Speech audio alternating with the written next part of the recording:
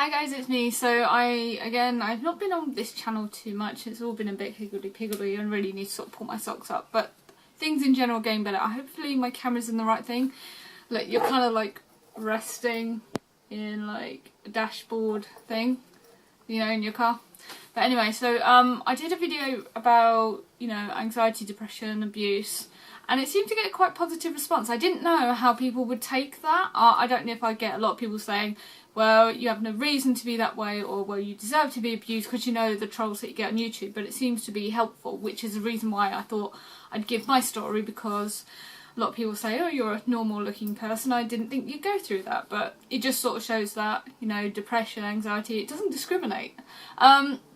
So basically what I wanted to talk about on this topic would be the anxiety side of things. I will be doing a depression one and also an abuse one. But for the minute I thought I'd just give a quick chat about the whole anxiety and what it sort of does to me and how I cope with it.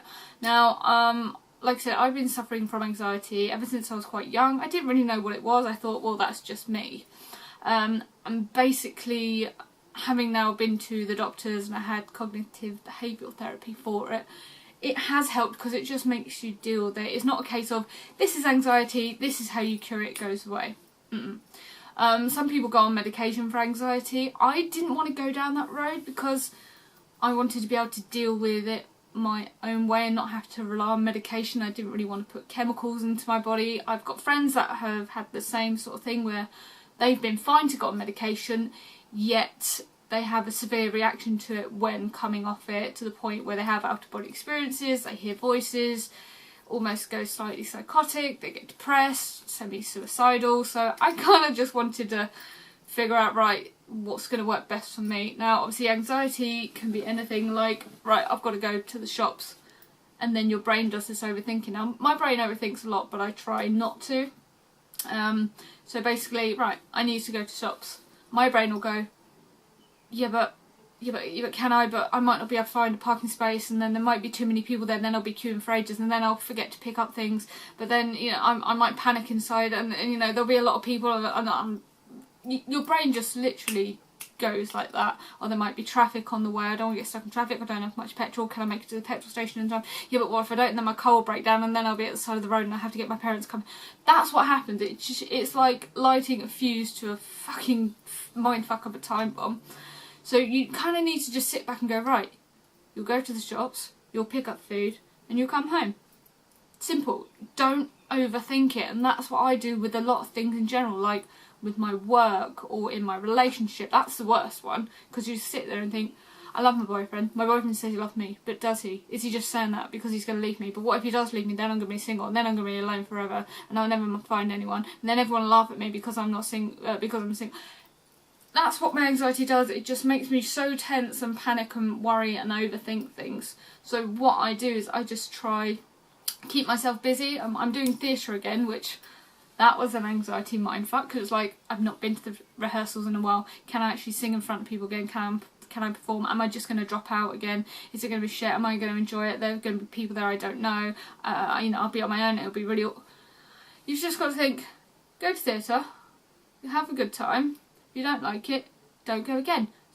It's the whole mounted out of a molehill scenario. So if you suffer from that kind of anxiety, you've just got to put it in the most simplest of terms. Say you're going swimming. You've just got to go, right, I'm going to get up, I'm going to go swimming for half an hour, and then I'm going to come back.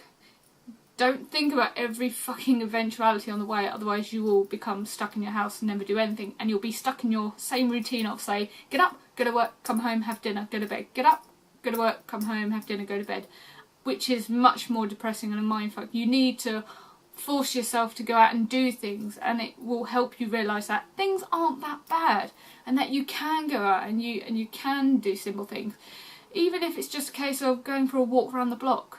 It's these small steps which help your anxiety levels lower, because you're not sat indoors worrying about what's going to happen if you go out for a walk. You just sort of need to force yourself to just go out and do it. So that's kind of what I do with my anxiety. I try not to overthink, and I try and force myself to do something, even if it's just something simple as going down the road, buying a loaf of bread from the shop and coming back. Anxiety comes in many different shapes and forms.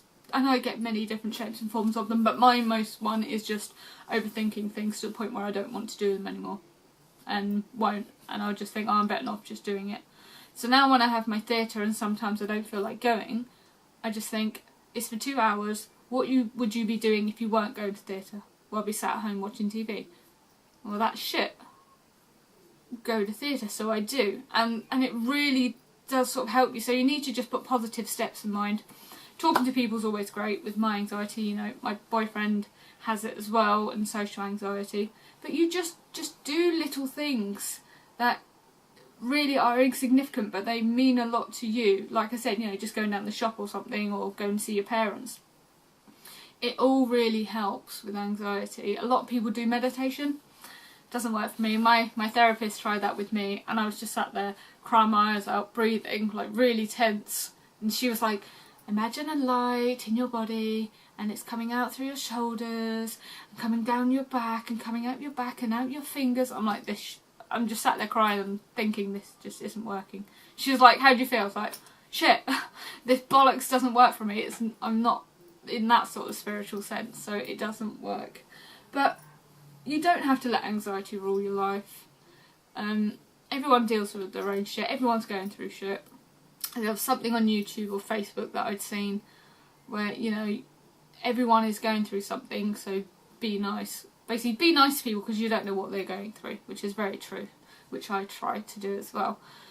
But, you know, anxiety is just one aspect of mental health, which I have to deal with, and lots of other people do, so it's fine.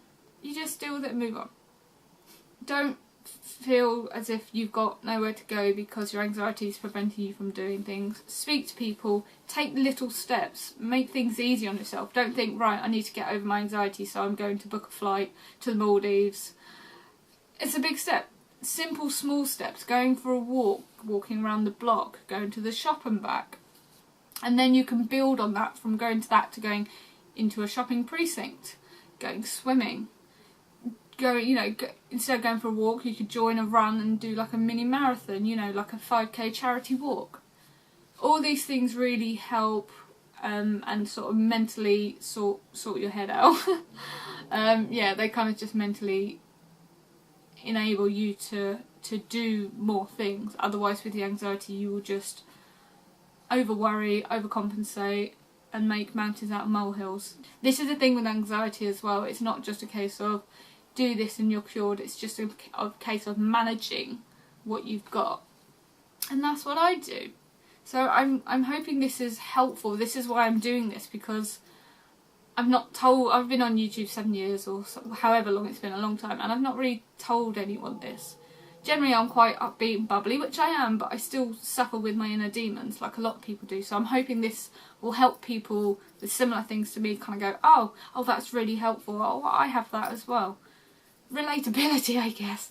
But I hope this has been helpful. Sorry if it's been a bit rambly, but this is all off the top of my head kind of thing. But yeah, so the next video I will talk about probably it would be depression or the abuse. The abuse is a hard thing to talk about, but in doing so I'm hoping it helps people, because it's anyone that's been through it, it's a horrible thing to go through.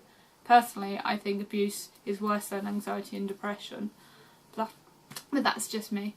So anyway guys, I will stop rambling and I will speak to you soon. Goodbye.